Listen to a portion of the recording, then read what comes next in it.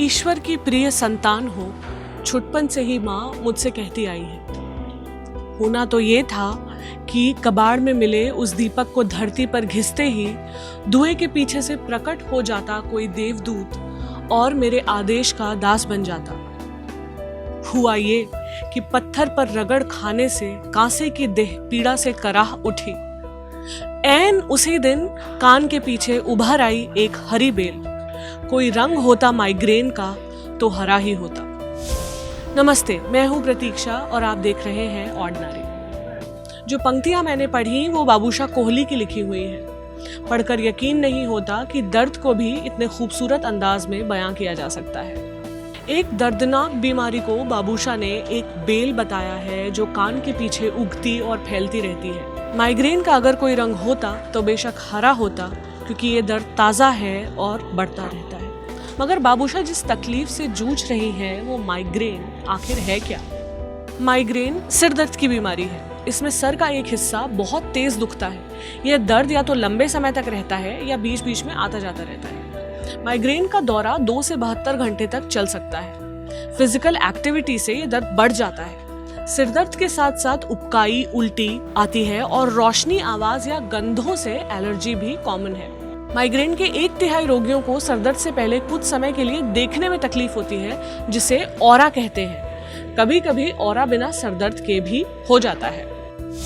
London के Kings college में neurology के प्रोफेसर पीटर गॉड्सबी के शब्दों में माइग्रेन एक जेनेटिक यानी पीढ़ी दर पीढ़ी ट्रांसफर होने वाली बीमारी है, जिसमें दिमाग में डिस्टर्बेंस के कारण सिर में दर्द होता है। जब दिमाग बाहर से आने वाली जानकारी को ठीक से प्रोसेस नहीं कर पाता, ये उसका नतीजा होता है।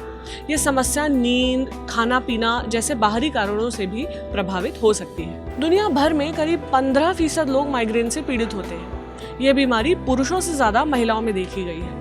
माइग्रेन के लक्षण 15 से 24 साल की उम्र में नजर आने लगते हैं और 35 से 45 साल के लोगों को ये सबसे ज्यादा इफेक्ट करता है। 7 से 15 साल के बीच लगभग 100 में से 4 बच्चों में माइग्रेन के लक्षण देखे गए हैं। औरतों में माइग्रेन की शुरुआत प्यूबर्टी के दौरान होती है, यानी तब जब उनके हार्मोन्स उन्हें बचपन से जवानी की ओर ले जा रहे होते हैं। इस उम्र में स्तन विकसित हो रहे होते हैं, पीरियड चालू हो जाते हैं।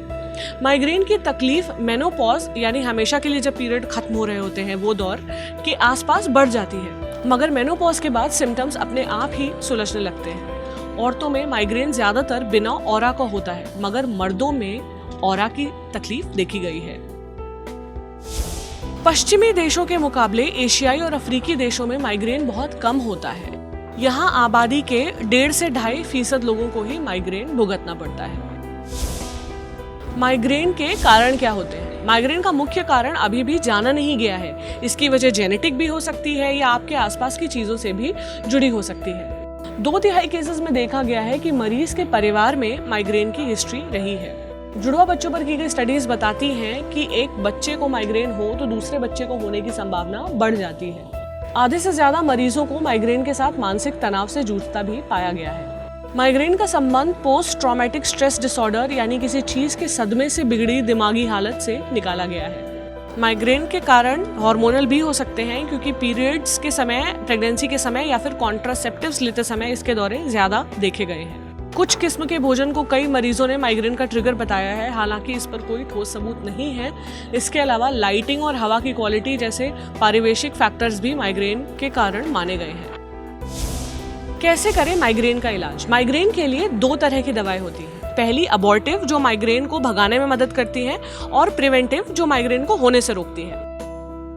ध्यान रखिए, अपने डॉक्टर की सलाह के बिना किसी भी तरह की दवा नहीं लेनी चाहिए। माइग्रेन को काबू में रखने के लिए ये तरीके आजमाए जा सकते हैं। पहला, कैफीन युक्त कोई ड्रिंक पिएं। गर्म चाय या कॉफी से माइग्रेन को उसकी शुरुआती स्टेज में काबू में रखा जा सकता है।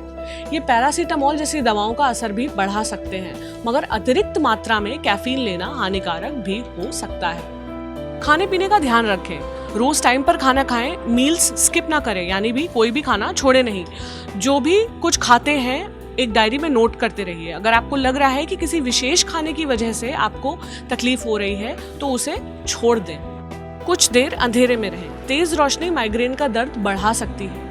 कुछ देर कमरे की लाइटें बंद कर दें। हो सके तो सोने की कोशिश करें। डिस्ट्रैक्शन कम कीजिए, ज़्यादा देर तक फ़ोन ना देखें, बेडरूम को सिर्फ सोने के लिए इस्तेमाल करें और वहाँ लैपटॉप, टीवी, फ़ोन जैसे गैजेट्स यूज़ ना करें। एक्सरसाइज करें, रोज़ थोड़ा वक्त निकालकर स्विमिंग, स्किपिंग यानी रस्सी कूदना, साइकिल चलाने या दूसरे बाहरी स्पोर्ट्स खेलने जैसी एक्टिविटीज़ करें।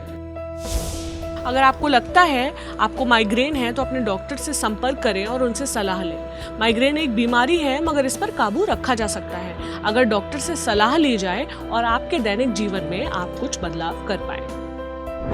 ये वीडियो आपको कैसा लगा हमें कमेंट सेक्शन में लिखकर ज़रूर बताएं। अगर ये वीडियो आप फेसबुक पर देख रहे हैं तो हमारे फेसबुक पेज ऑर्डिनरी को लाइक करें और अगर यूट्यूब पर देख रहे हैं तो हमारे चैनल ऑर्डिनरी को सब्सक्राइब करें। साथ ही साथ घंटी का निशान दबा दें जिससे हमारे सारे वीडियोस आप तक समय पर पहुंचते रहें। शुक्रिया।